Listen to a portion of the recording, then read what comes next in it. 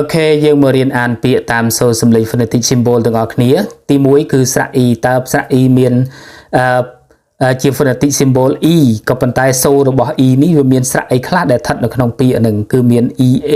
ea double e ei ie e ហើយនឹង e ខាងចុងអូខេអញ្ចឹងយើងមកអានមុនគេគឺយើងមកអាន e ដែល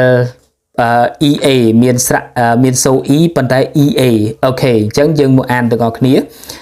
ដូចជាពាក្យទី1 c សឹក e c phonetic symbol ដែលប្រែថាសមុទ្រហឹ e ផឹ heap ប្រែថាត្រគាកមើ e ថឹ meat ប្រែថាសាច់បើ e ថឹ beat ប្រែថាចង្វាក់ថឹ e t ថឹ et ប្រែថាទឹកតែមើ e នៅ mean ប្រែថាអត្ថន័យឆឹសូរសំឡេងមួយនេះគឺសូរសំឡេងឆឹឆឹ e ផឹ cheap ថោកតម្លៃថោកមួយទៀតសូរស្រៈដែលមាន double e នៅកណ្ដាលអញ្ចឹងមានសូរសំឡេង e ដែរសឹ e នៅ seen ប្រែថាបានឃើញ g e g e សឹ g នេះ gi សឹ gis gis កងានfr e free ប្រែថាទំនេរឬក៏មិនគិតថ្លៃក្រឹ e នៅ green ពណ៌បៃតង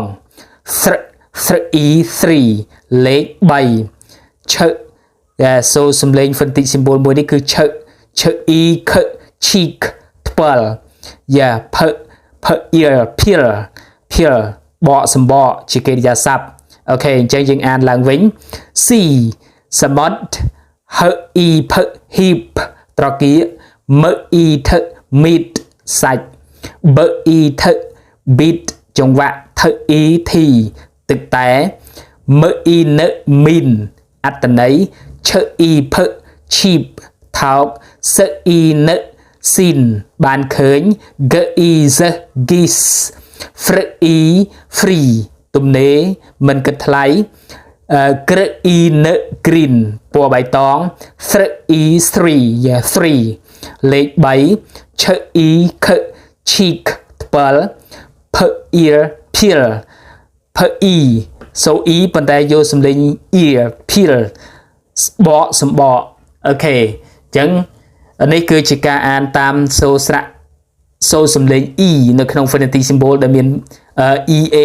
double e ei ie e ហើយនិង e ខាងចុង